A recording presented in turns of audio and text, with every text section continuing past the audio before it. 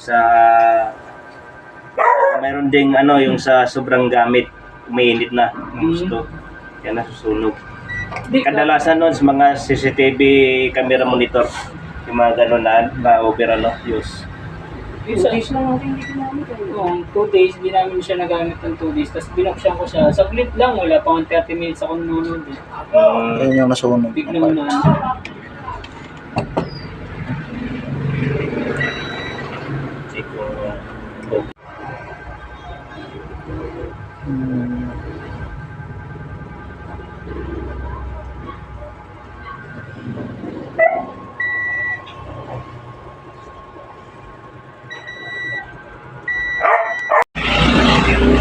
Ayan, ito yung ginawa natin. Ayan, may sira yung panel nung pag natin dito.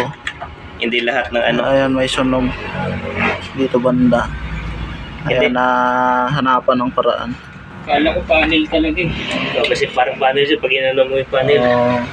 Talaga yun ang sintomas eh. So, pero nung chiniko kasi, wala siyang supply. tanggalin natin yung Kaya tinutusok eh, wala pa isang taon eh. Ay, ito yung nasunog. Under warranty mo to siya. Under warranty. Kasi mas marami, inisip namin. Ayun lang. Ito yung nasunog. Pero bago lang yun, kuya. Ayan. Sinisingil lang kami.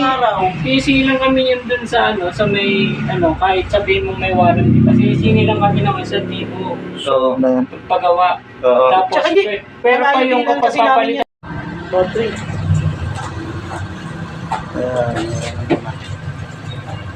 Lumabas na yung logo.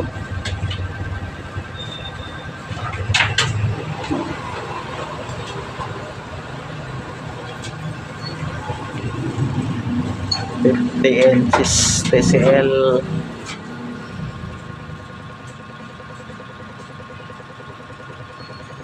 Ayan, okay na. Solve na.